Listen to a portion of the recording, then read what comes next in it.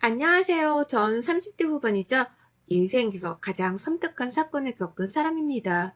세상 태어나 이런 말을 제가 겪을 줄은 정말 상상도 못했어요. 공포, 스릴러, 호러. 저 참 좋아하거든요. 그런데 제가 겪은 일에 비교하면 세상 어떤 것과 비교를 해도 감히 무섭다는 말이 나오지 않을 정도로 소름이 끼치실 겁니다. 글로 표현하니 생생함이 전달되지 않을 것 같지만 인생에서 가장 두렵고 공포스러웠던 순간이었기에 꼭 구독자분들도 저라고 몰입하셔서 상상하며 사연을 들어주시길 바래요. 그럼 제 마음과 상황을 이해하실 겁니다. 저랑 남편은 한 살 차이였어요. 저보다 한 살 위였던 남편은 말수가 적었지만 웃는 모습이 예쁘던 사람이었죠. 그 웃는 모습에 살살 녹아서 제가 참 많이 좋아했습니다. 처음에 제가 먼저 다가갔는데 남편이 제게 본인을 좋아하지 말라는 말을 했었어요. 본인은 저에 비해 많이 부족하고 자격이 없다고 말이죠. 보이는 게 절대 다가 아니라는 말을 하면서 말입니다. 이렇게 말을 하는 남편이라서 오히려 더 끌리고 더 만나고 싶었어요. 그래서 더 다가갔고 결국 진지한 만남을 갖게 되었습니다. 연애를 시작하고서는 오히려 남편이 제게 더 사랑을 많이 주었고 여느 커플과 다를 거 하나 없이 지냈어요. 저희 커플이 봄에 만났는데 한참 예쁠 때잖아요. 주위를 둘러보면 향긋한 꽃내음이 진동을 하고 예쁜 꽃들이 잔뜩 피어 있어서 툭 찌르기만 해도 설레이는 계절에 만나서 그런지 더욱 남편이 사랑스러워 보였습니다. 그렇게 봄을 지나 여름에는 둘 다 물개 수준으로 물놀이를 좋아해서 함께 물놀이를 하며 참 재밌게도 놀았어요. 나이가 무색할 정도로 말이죠. 무더운 여름을 보내니 살랑살랑 바람이 부는 가을이 찾아왔고 단풍이 물든 계절을 보니 그냥 좋았습니다. 퇴근 후 야시장에서 소주 한잔을 하며 데이트를 즐겼고 어느 정도 만남이 이어져서 그런지 조금 더 편해진 사이였죠. 봄, 여름, 가을 무탈하게 보내고 추운 겨울이 왔을 때 약간 문제가 생겼어요. 그렇게 다정하고 저밖에 모르던 남편이 추운 겨울이 되니 신경의 변화가 생긴 건지 데이트를 하는 것도 조금 꺼려지기 시작했고 밖에 나오기도 싫어했죠. 딱 봐도 권태기가 왔구나 싶어 너무 속상했고 변한 그 마음을 어떻게든 붙들고 싶어 노력을 했습니다. 노력을 하면 할수록 멀어지는 것 같아서 더 속상했고 결국 헤어짐을 고했죠. 그러자 남편은 방방 뛰며 저를 붙잡았어요. 절대 변심한 게 아니라고, 헤어질 생각은 전혀 없었다고, 그저 계절성 우울증처럼 유독 겨울에 본인 기분 자체가 좋지 않은 날이 많다며 고치겠다고 미안하다고 했습니다. 싹싹 비는 남편의 모습에 그럴 수도 있는 건가 싶어서 이해를 해보려고 많이 찾아봤고 실제로 그럴 수 있다는 걸 알고 곁에 남기로 했고 열심히 도움을 주진 않았어요. 제가 너무 열심히 해주려고 노력하다 보니까 이 사람이 절 당연히 여기는 것 같아서 저도 조금 튕기기 시작했죠. 그렇게 하니 오히려 본인이 제게 더 노력을 하는 모습을 보였고 전 그 부분은 만족을 하며 지냈습니다. 그렇게 짧은 해프닝을 보내고 그 후에는 문제없이 잘 만났어요. 그렇게 저희는 2년 정도를 만나고 결혼하게 되었죠. 저도 남편도 집순이 집돌이 체질이라서 결혼 후에는 오히려 집에만 콕 박혀 있으니 문제될 것도 없었고 집에서 모든 걸 해결하는 부부였습니다. 그리고 그 시간이 가장 행복했던 부부였죠. 남편이 평소 습관 중 제가 배워야겠다 싶었던 게 영양제를 다양하게 시간별로 잘 챙겨 먹는 습관이 있었어요. 알림까지 설정해두며 먹는 열정을 보였기에 저 역시 그걸 본받아서 다이소에 가서 일주일치 약을 담아 다닐 수 있는 약통을 사서 영양제를 담아 다니며 챙겨 먹는 습관을 가졌습니다. 그리고 또 좋았던 건 시모가 저희 부부가 맞벌이인 걸 알고 음식 같은 걸 자주 챙겨다 주셨어요. 특히나 제가 원래 밤에 잠을 잘 못 이루는 편인데 그걸 아시고는 자기 전에 마시면 잠들기 좋은 차라며 직접 우려다 주시는 차도 있었죠. 그걸 따뜻하게 자기 전에 데워 먹으면 진짜 너무 숙면을 취하게 되었고 덕분에 불면증이 사라지게 되었습니다. 다만 뭔가 개운하다기보다는 자꾸 몸에 힘이 빠진다고 해야 하나요? 정신이 조금 해롱해롱한 느낌이 있어서 너무 오래 푹 자고 그런가 싶었죠. 시모는 시집살이와는 거리가 멀 정도로 저희 부부에게 정성을 다해주셨고 그런 마음이 늘 감사했습니다. 저희 부부가 회사 일정 때문에 결혼 후 바로 신혼여행도 못 갔고 2달 정도 있다가 가게 되었는데 그 2달간 바쁜 일정을 소화하면서 정신없는 저를 위해 시모는 몰래 오셔서 집안 살림까지 해주시고 저녁까지 차려두고 가시곤 했죠. 어머님, 오셨으면 같이 저녁이라도 드시고 가시지 왜 그냥 가셨어요? 어? 아니다. 나는 집이 편해서 너희 편하게 먹고 요리 너 내가 준 차 잘 마시고 있니? 효과는 좀 있어? 네. 그거 마시면 진짜 완전 골아 떨어져요. 그거 뭐 우리신 거예요? 불면증에 좋다는 거 다 해봤는데 효과가 다 없었는데 이건 진짜 대박이에요, 어머님. 좋다는 약재란 약재는 내가 다 구해다 우린 거야. 정말 귀한 거니까 누구 주지도 말고 너만 마셔라. 몸에도 좋은 거니까. 늘 감사해요, 어머님. 일 좀 한가해지면 꼭 좋은 곳 모시고 갈게요, 어머님. 그래, 알겠다. 재승이 좀 바꿔줄래? 나야. 누가 봐도 천사인 시모였죠. 시모 덕분에 진짜 손에 물 한 방울 묻히지 않고 편하게 사는 며느리였습니다. 남편과도 별탈 없이 잘 지냈죠. 그러던 중 업무 때문에 통화 녹음본을 찾아 듣다가 잘못 눌러서 시모랑 통화한 걸 듣게 되었어요. 그러다 이상한 걸 들었죠. 간혹 저렇게 제 자동 녹음이 되는 걸 제 핸드폰으로 시모랑 통화하다 남편을 바꿔달라고 해서 둘이 통화할 때가 있었는데 그럴 때 둘이 뭐라고 통화하는지 전 몰랐습니다. 관심도 딱히 없었고요. 그런데 이상한 내용으로 대화를 했더라고요. 요리 이상한 김새 안 보이지? 그런 거 없어. 그래, 잘 고르긴 한 것 같은데 그래도 항상 조심해야 해. 증상 나올 것 같으면 이상하면 꼭 엄마한테 전화하고 알겠지? 한동안 조용하긴 한데 언제 또 그럴지 모르니까. 응, 나도 알지. 네가 고생이 많다. 그리고 얼른 임신시켜. 그래야 팔목 딱 잡을 수 있으니까. 임신시키고 회사 그만두게 해. 격려 단절 딱 시키고 이도저도 못하게 해야 도망도 못 가지. 안 그래? 응, 그럴 생각이야. 누가 봐도 수상한 대화였고 전 너무 놀랐어요.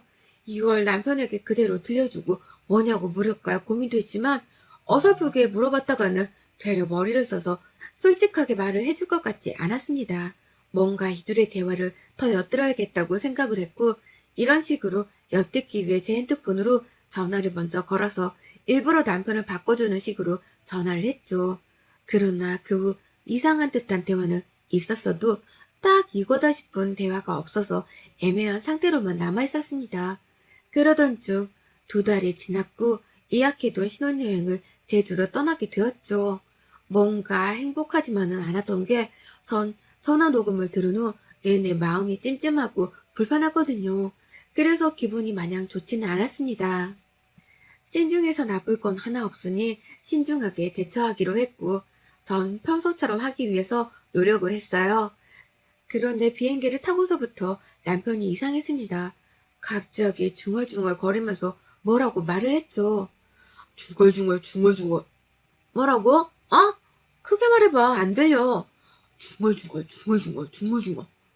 여보, 뭐라는 거야? 안 들린다고. 뭐? 미쳤나봐? 조용히 해. 소리를 지르고 그래? 죄송합니다. 그 조용한 비행기 안에서 홀로 중얼거리면서 뭐라고 하던 남편은 갑자기 뭐? 라면서 고함을 질렀고 전 너무 놀랐어요. 정말 이상했고 그 이후로 저 역시 기분이 상해서 말을 걸지 않은 채 제주도에 도착해서 수화물을 찾고 렌트카를 탔죠. 차를 타자마자 출발도 하지 않은 채 남편은 본인의 작은 가방을 뒷자리에 막 뒤집더니 뭘 찾는 겁니다. 뭐 하는 거야? 뭘 찾는데? 조용히 해. 한마디도 하지 마, 너. 아니, 당신 아까부터 왜 그래? 뭔데 지금 소리 지르고 짜증내는데 자꾸. 야, 거슬리게 하지 말고 입 다물라고. 알아들어? 주둥이를 확. 뭐라고? 남편의 저런 거친 모습과 말투, 표정은 처음 봤어요. 그리고 뭐에 미친 사람처럼 뒤집은 가방 속에서 찾은 건 영양제를 넣어둔 그 약통이었고, 그걸 쥐더니 물도 없이 바로 꺼내서 먹는 겁니다. 알람도 울리지 않았는데 말이죠. 너무 황당해서 말이 나오지도 않았고, 전 머리끝까지 화가 나 있는 상황이었어요. 저희는 원래 도착하자마자 맛집을 가기로 했으나, 그렇게 고프던 배도 고프지 않고 너무 황당해서 말이 나오지 않았죠. 그냥 숙소로 바로 가자고 했고, 가는 동안 내내 중얼중얼거리는 남편을 보며 인상만 쓰고 있었습니다. 그러다 결국 제가 못 참고 그 약통을 딱 손에 쥐고 말했어요. 당신 지금 이 태도가 뭐야? 소리를 지르질 않나 주둥이를 확? 지금 나한테 대체 왜 그러는데? 겨우 이 영양제 하나 때문에 온갖 짜증을 다 낸 거야 지금? 야, 손대지 마. 남편은 소리를 지르는 동시에 달리는 차를 막다른 길에 확 들어가 세워버렸고, 저에게 이어 소리를 질렀어요. 손대지 마. 손대지 말라고. 내 눈에 보이게 둬. 냅둬. 아무것도 하지 마. 건들지 마. 왜 이래 대체? 정말 당신 미쳤니? 미쳐? 미쳐? 그러더니 소름 끼칠 정도로 갑자기 막 웃더니 저를 한번 딱 쳐다보고 출발했습니다. 이때 전 공포심을 느꼈고, 대체 이게 뭐지 싶어서 머리가 하얘졌어요. 분명했던 건 그간 제가 알던 사람은 아니었던 거였죠.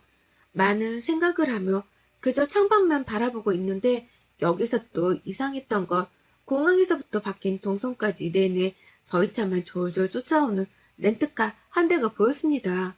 우연이겠지 싶어 말았으나 자꾸만 오길래 이상해서 차 번호판까지 제가 봐뒀는데 정말 내내 쫓아오더군요. 그래서 전 머리를 써보기로 했습니다. 저 차가 누가 탄 건지는 몰라도 미행을 하는 게 맞나는 확인하고 싶었죠. 그 와중에 남편에게 화장실이 급하다고 했고, 마침 편의점과 카페가 있는 거리가 있길래 급히 차를 세워 전 화장실을 가는 척 했습니다. 그리고 나왔을 때는 당연히 그 차는 지나갔어야 하는데 저희 차 바로 뒤에 너무 티나게 있는 거예요. 그렇게 저희가 출발하니 또 따라오고 있었죠. 싸웠고 무섭고 공포스러웠으나 저 차도 무서워서 남편에게 말했습니다. 뒤에 차 아까부터 계속 쫓아오는데 뭔지 알아? 화장실까지 들렀는데 쫓아오는 건 좀 이상한데? 나 지금 너 때문에 너무 열받고 예민하거든? 그니까 한마디도 하지 마. 쫓아오기 누가 쫓아온다고 난리야? 너 망상병 있냐? 아니 정말이라고. 차 번호판까지 외워뒀는데 공항에서부터 내내 쫓아온다니까? 조용히 해.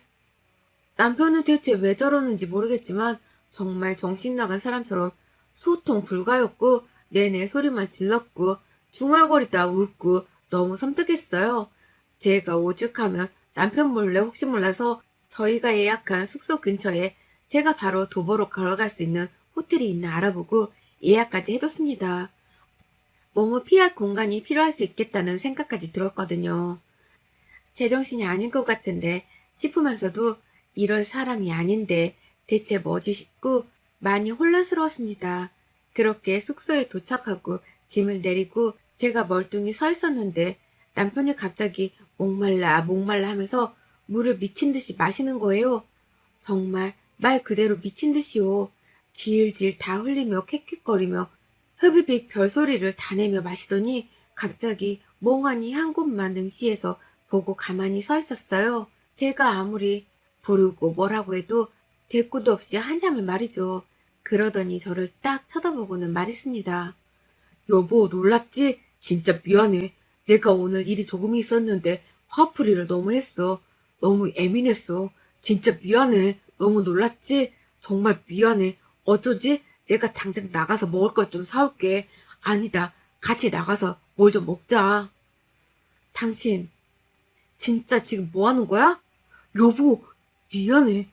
정말로 무릎 꿇을게. 놀랬지? 야, 이재승. 나 너무 무서우려고 해. 이게 화풀이고 예민해서 하는 행동이 아니잖아. 정신 나간 사람 같아, 당신. 왜 그래? 내가 다 설명할 테니까 제발 그런 눈빛으로 보지 말아줘, 여보. 남편은 갑자기 제가 알던 그 표정과 말투로 돌아오더니 무릎 꿇고 울며 빌었습니다. 이 모습에 진짜 너무 당황스럽고 대체 이게 무슨 상황인가 싶었어요. 침착하게 그치만 거리를 두고 우선 말을 해보라고 했죠. 그런데 갑자기 또 멍하니 서 있더니 씩 웃더니 깔깔 웃었어요. 막 미친 듯이 웃더니 뭘 얘기해 이년아? 라고 하는 겁니다. 정확히 이년아! 라고 하는데 제가 너무 놀라서 그대로 그냥 제 가방이랑 캐리어를 들고 나갔어요. 밖으로 나가니 저희 숙소 앞에 귀를 대고 있던 한 여자랑 마주쳤고 절 보더니 막 도망치더라고요. 직감적으로 미행하던 사람 같아서 미친 듯이 뛰어잡았고 그 정체는 놀랍게도 시모였습니다. 시모를 끌고 들어와서 전 울었어요. 이 사람 정신병 있어요? 맞죠? 저한테 뭐 숨기는 거 있죠?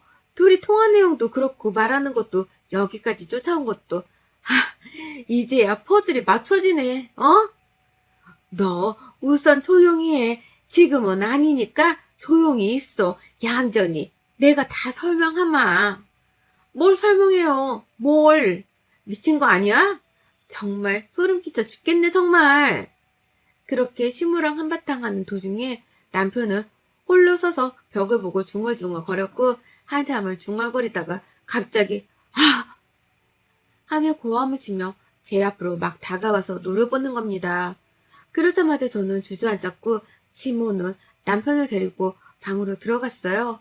전 그 길로 예약한 숙소로 도망갔고 다음날 제일 이른 비행기로 서울로 돌아왔습니다. 제가 돌아올 걸 예상했는지 그들도 곧이어 집으로 왔고 전 너무 무서웠어요. 급하게 짐을 싸고 있었는데 시모와 남편이 왔고 남편은 제가 아는 모습인 상태로 왔더군요. 여보, 설명할게. 어딜 가려고 해? 제발 이러지 마. 나, 내 몸에 절대 손대지 마. 소름 끼쳐. 이거 사기 결혼이야. 알아? 설명해 준다니까. 우선 이 차 좀 마시고 진정 좀 해봐. 제가 한참 흥분해서 난리치니 결국 차를 마시며 다 같이 얘기 좀 나누기로 했고 거리를 두고 앉아서 얘기를 했습니다. 하도 소리를 질러서일까요?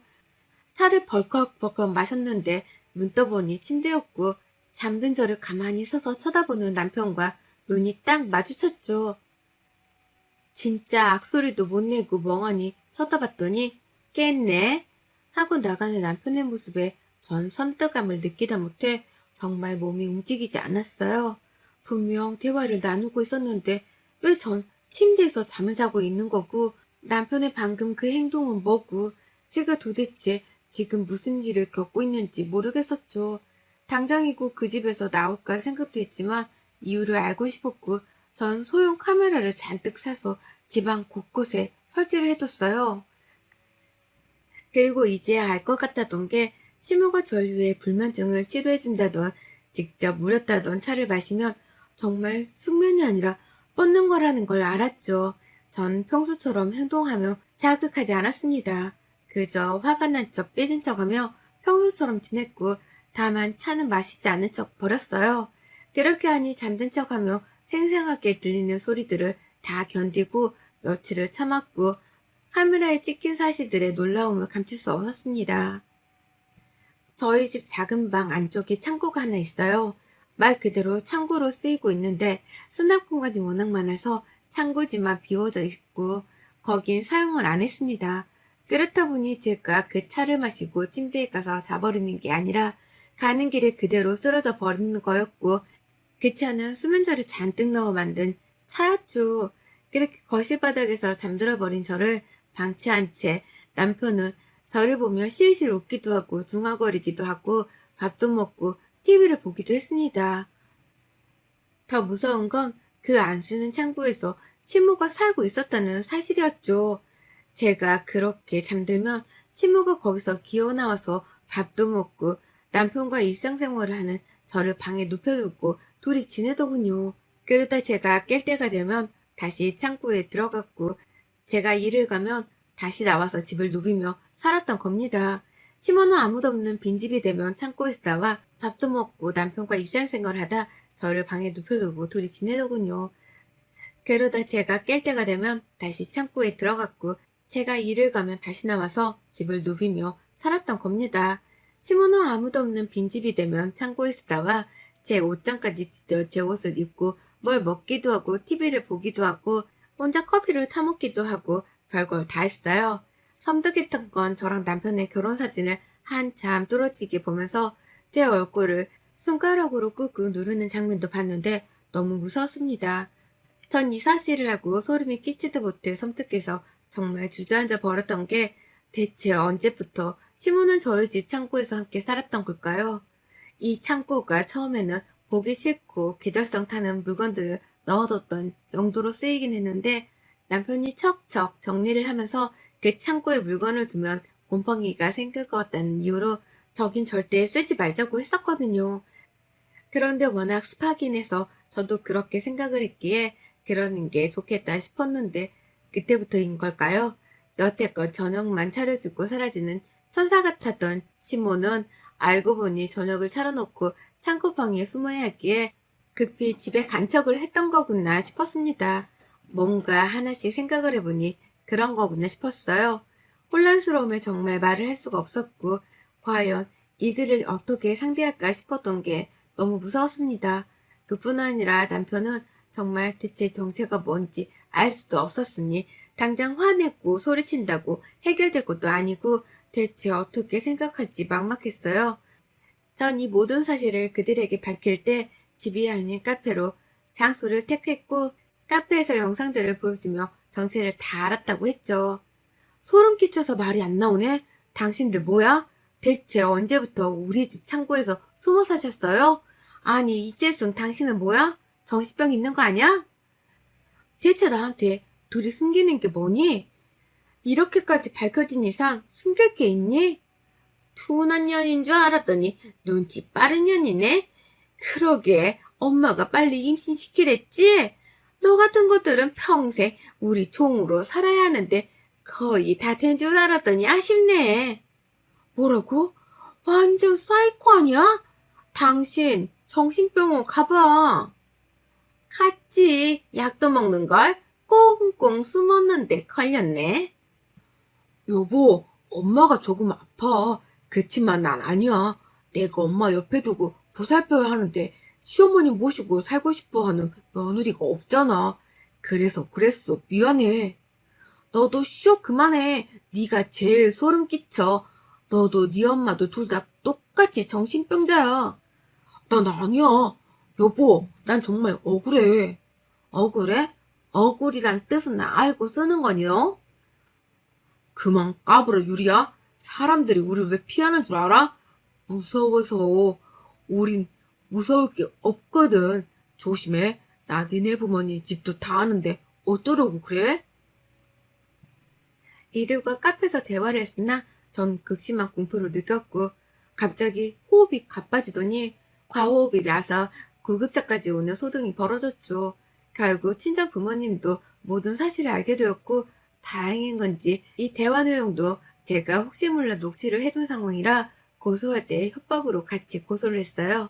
이혼과 고소를 동시에 진행하니 그제서야 모든 이유를 알 수 있었어요. 남편은 빙의 쪽과 관련된 것 같은데 죽어도 시모는 아니라고 방방 뛰며 그저 정신 쪽에 살짝 문제가 있는 것뿐이라고 했습니다. 그러나 증상을 알아보고 겪은 것들은 보아하니 남편의 빙의가 맞는 것 같았어요. 남편도 제정신이 아니지만 시모 역시 제정신은 아니었습니다. 늘 먹던 영양제는 정신과 약이었지만 순간 진정을 시켜줄 뿐 효과도 없던 거예요. 결국 이 둘은 죗값도 받아야 했지만 정신병 등의 강제 입원 치료를 받고 있는 상황이에요. 그 이후 전 가끔씩 생생한 악몽에 시달려서 심리치료를 받고 있고 조금씩 회복 중에 있습니다. 재밌게 들으셨어요? 여러분의 생각은 댓글로 남겨주세요. 오늘도 시청해주셔서 정말 감사합니다.